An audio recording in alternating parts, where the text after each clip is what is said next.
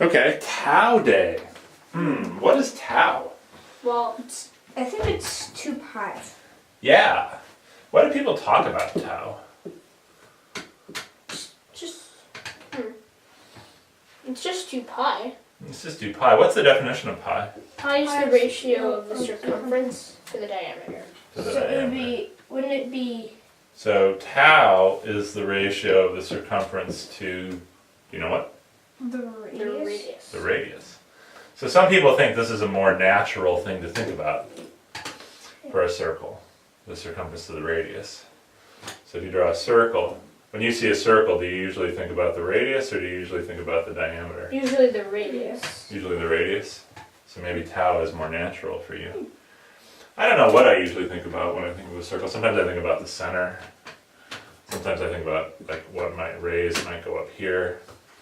Sometimes I think about smaller circles. I don't really know what I think about. So that's what tau is. It's just the ratio of the circumference of the radius. So that would be 6.28.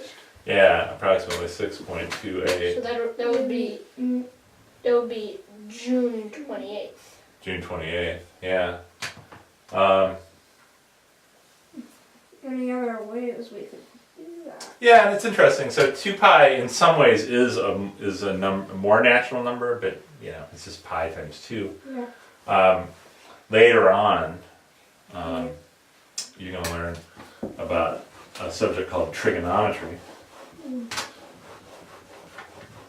And in trigonometry you have these two functions called cosine theta and sine theta. Yep. And these are functions that repeat, and they repeat every 2 pi. So this is another famous place where 2 pi comes up. And so when you graph these functions, so here's the y-axis, I say y equals cosine theta and y equals sine theta. Yep. The interesting thing, instead of being the x-axis, I'll call this the theta axis. The interesting thing about sine and cosine is they never get bigger than 1 and they never get less than 1. They just sort of float in between. Yeah, so this is not going to be quite to scale because pi over 2, how big is pi over 2 approximately? 1.5, a little more than that. A little more than 1.5. So I've made this one high, 1.5 there, but pi, 3/2 pi. So cosine starts up at 1, goes to 0 at pi over 2, goes to minus 1 at pi, 3 pi over 2, and then so it's a repeating thing that looks like this. So it looks like do you know what this is called? Do you know what you would call that shape? Is it a wave? An arc? Yeah, it looks like an arc, or it looks like a wave. It looks like an ocean wave. If you can imagine, like you're sitting here and this thing's coming at you, Yeah. going up and down like a wave in the ocean. Do you know what else moves in waves?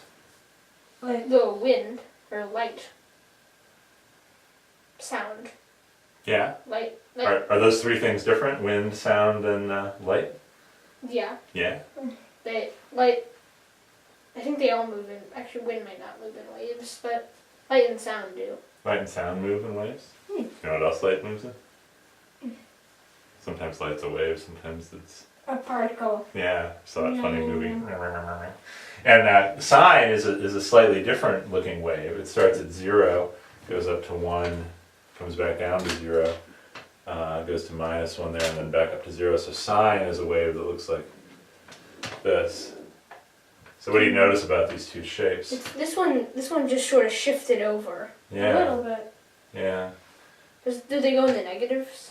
Yeah, they do. And you could imagine just taking this and shifting it over a little. Yeah, it just shifts over. Yeah.